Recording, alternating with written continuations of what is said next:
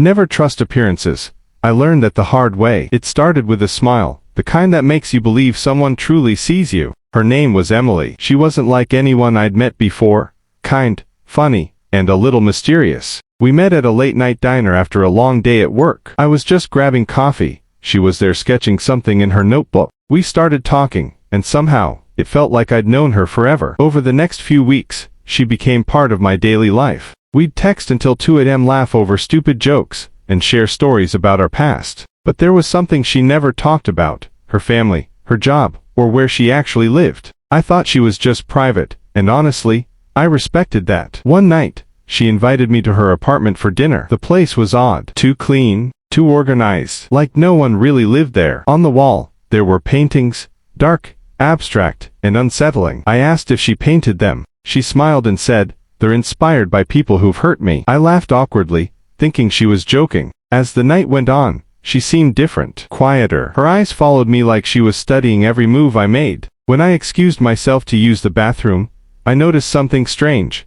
A small photo of me on her fridge. It wasn't from that night. It was from weeks ago, when I didn't even know she had my picture. My stomach dropped. I walked out pretending nothing was wrong, but my heart was pounding. I told myself I was overthinking, that maybe she found my photo online or something. But deep down, I knew something about her didn't add up. That night, I couldn't sleep. My phone buzzed at 3 a.m. It was a message from her.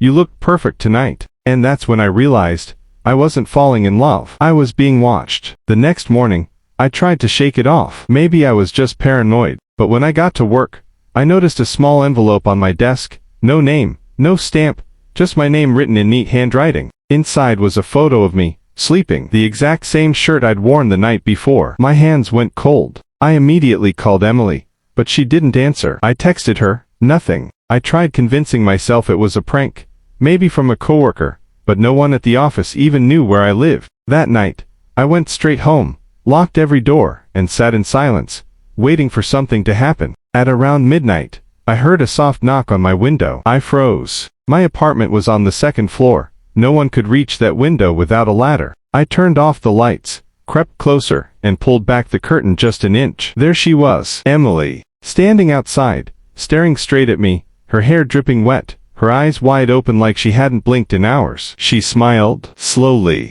I shouted her name, but she didn't move. Then she whispered something, so quiet I could barely hear. "You shouldn't have gone through my things." My blood ran cold. I backed away, grabbed my phone, and called 911. But by the time the cops arrived, she was gone. Not a single footprint, no sign of anyone. The police asked if I knew her full name. I didn't. They asked where she lived. I couldn't tell them. I realized I didn't know anything real about her. They said they'd look into it, but their faces said it all. They thought I was imagining things. I spent the rest of the night sitting in my living room, lights on, every sound making my heart jump. Around 4 a.m., I finally dozed off, but I woke up to my phone buzzing again. It was a new message from an unknown number. "Don't call the police again, or I'll show them what you did." My heart was pounding so hard I thought I'd pass out. What I did? I hadn't done anything. At least, that's what I told myself. But the way she said it, like she knew something, like she was warning me. I tried calling the number. It didn't go through. Disconnected. Then another message popped up,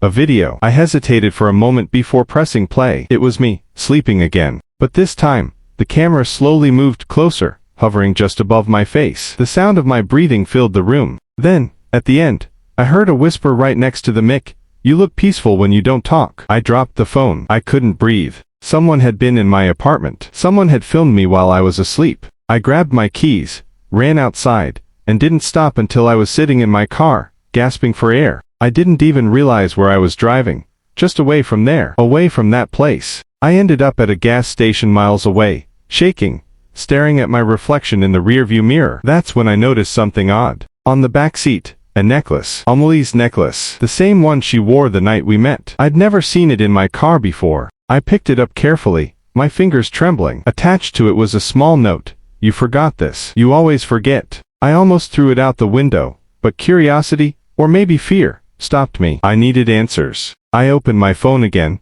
scrolled through our old messages, our pictures, but half of them were gone. Deleted. My call log, empty. It was like she'd never existed. That's when I remembered something she'd said on our first date. She laughed and told me, I don't like being photographed. Cameras steal pieces of you. I thought it was just one of those weird things people say. But now it felt like a warning I hadn't understood. And then, my phone rang. Unknown number. I answered, my voice shaking. Stop looking for me, she said. You're not supposed to remember. Her voice sent chills down my spine.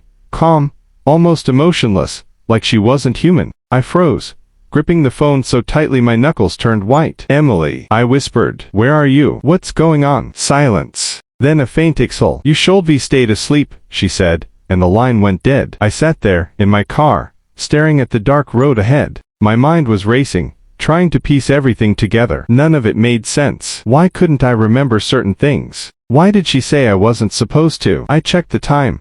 3:17 a.m. I hadn't realized how long I'd been sitting there. The gas station lights flickered, casting long shadows across the lot. I noticed a security camera above the pump. For a second, I thought maybe I could see who'd followed me, who might be put the necklace in my car. I went inside and asked the cashier if I could look at the footage. The guy looked at me like I was insane, but eventually pulled up the recording. We watched as my car pulled into the lot, but I wasn't alone. There was another person walking behind me, wearing my jacket, my face, my exact movements. It was me. I felt sick. My knees almost gave out. The cashier swore and backed away from the screen. Dude, what the hell is that? He asked. I didn't answer. I just stared. The figure, my double, turned toward the camera for a brief second, and I'll never forget that look. Cold, empty, almost like he knew I was watching him now. Then, he walked out of frame. I ran out of the store, scanning the parking lot. Nothing. Just silence and the hum of the gas pumps. My phone buzzed again. Another message. It was a photo. Me, standing at the counter with the cashier, watching the monitor. The caption read, "You're looking the wrong way." I spun around so fast I nearly fell. No one. Nothing. But the air felt heavy, electric, like someone was right there, breathing next to me. I jumped into my car and started the engine. I had no idea where I was going, but I knew one thing.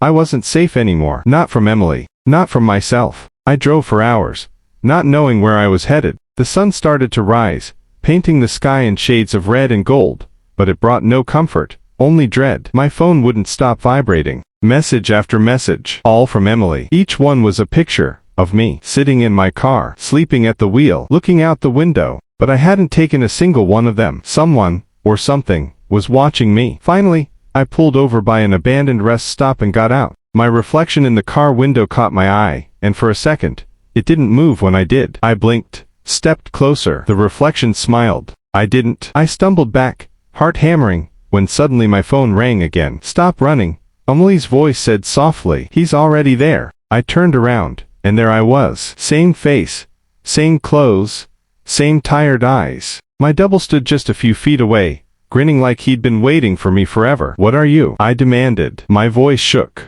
He tilted his head, like he was studying me. I'm what you left behind, he whispered. The part you tried to forget. Before I could react, he lunged. We crashed to the ground, struggling. It felt like fighting a mirror. Every move I made, he matched perfectly. I grabbed the necklace from my pocket, and, without thinking, shoved it against his chest. He screamed, a deep, distorted sound, and then vanished. Gone. Just like that. The necklace cracked in half, burning hot in my palm. My phone fell to the ground, the screen flickering. One final message appeared greater than, "You can't destroy what's inside you." Then the phone shut off. I stood there, trembling, as the wind picked up. The reflection in my car window returned to normal, tired, terrified, but mine. For a moment, I thought it was over. But when I started the car and checked the rearview mirror, I froze. In the back seat someone smiled back. And this time, it wasn't me.